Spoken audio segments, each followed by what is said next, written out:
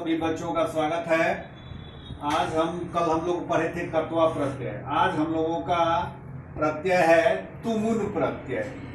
तुमुन, तुमुन। त है, उ है, म है, उ है, न है। तुमुन। सबसे पहले ये तुमुन प्रत्यय का आविर्भाव क्यों है, मतलब क्यों पढ़ते हैं या व्याकरण में इसके निर्माण की आवश्यकता क्यों पड़ी। तो इस प्रत्यय का उपयोग निमित्तार्थक धातुओं के निर्माण में किया जाता है। अर्थात निमित्तार्थक धातु बनाने के लिए संस्कृत में हम लोगों के पास तुमुन प्रत्यय। अब आप पूछोगे कि निमित्तार्थक धातु का मतलब नहीं समझ रहे हैं सर। तो निमित्तार्थक धातु का मतलब हुआ जब क्रिया में संप्रदान कारक का चिन्ह जुड़ जाता हो, अर्थात जब धातु में संप्रदान कारक का चिन्ह जुड़ जाता है। जैसे धातु में को चाहे के लिए जोड़ने हेतु ये प्रत्यय है। जैसे पढ़ने के लिए पढ़ने को, दौड़ने के लिए दौड़ने को। क्योंकि ये तो बालक है नहीं कि इसका तुम के लिए के रूप चलाओगे। किसी क्रिया का रूप शब्द रूप की तरफ जब तक उसमें प्रत्यय नहीं जोड़ेंगे नहीं जोड़ सकता है। धातु का अपना रूप चलता है जिसे धातु रूप कहते हैं। और प्रसर्ग यानी विभक्ति जोड़ने के लिए, कारक चिन्ह जोड़ने के लिए शब्द रूप होता है। तो आप प्रॉब्लम समझ सकते हैं, यानी क्रिया में जब ये चिन्ह आ सकता है और जब ये आ जाएगा तो प्रॉब्लम क्रिएटिंग है। ये हम लोग नहीं सोच पाते हैं, इसीलिए इस प्रत्यय का विधान हुआ।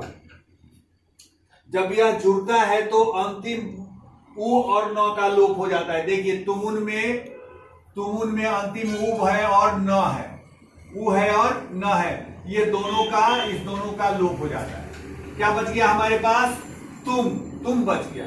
यही क्रिया में जुड़ता है। शेष तुम धातु में जुड़ता है, परंतु न, म, स, री, आ, उ ये वर्ड आप लोग याद कर ले। बार बार आप लोगों के सामने ये मैं भेज रहा हूं, न, म, स, री, आ, उ, यानी जिस क्रिया का अंत इन से हो रहा होगा, जिस क्रिया का अंत इन सब से हो रहा होगा उसमें ये तुम जुड़ जाएगा।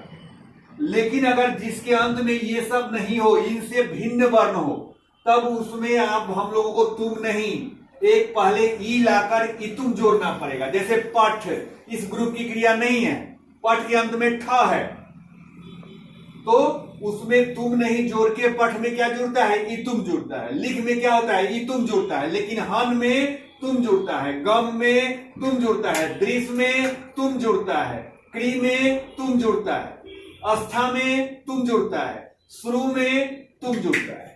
तो याद रखिए इस बात को। अब एक और नियम, धातु की उपधा का गुण भी होता है। गुण हमने कल भी आपको समझाया था, बार बार समझा रहा हूं कि जब क्रिया की उपधा में वैसे वर्ण यानी कि ई चाहे उ चाहे री आएंगे तो इन लोगों का गुण, गुण संधि में आप लोग को पढ़ाया। ई का ए हो जाना, उ का ओ हो जाना, री का अर हो जाना गुण है। तो धातु की उपधा में आए हुए स्वर का गुण भी हो जाता है।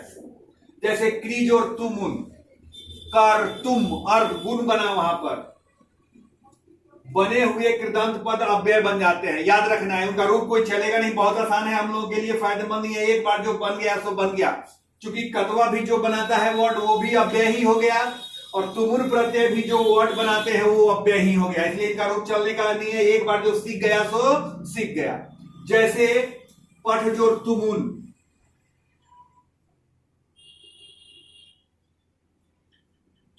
पठी तुम, हिंदी मीनिंग हो गया पढ़ने के लिए चाहे पढ़ने को। लिख जोड़ तुमुन,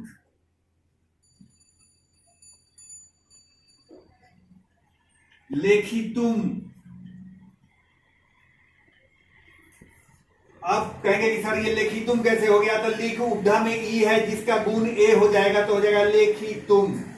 क्योंकि ख है तो ई तुम जुड़ेगा, इसलिए लेख ई तुम, लेखी तुम। लेकिन हन जोड़ तुमुन, हन तुम, गम जोड़ तुमुन, गंतुम। यस, आज भाई इतना ही सीखिए, फिर अब हम लोग कल इससे आगे बढ़ाएंगे।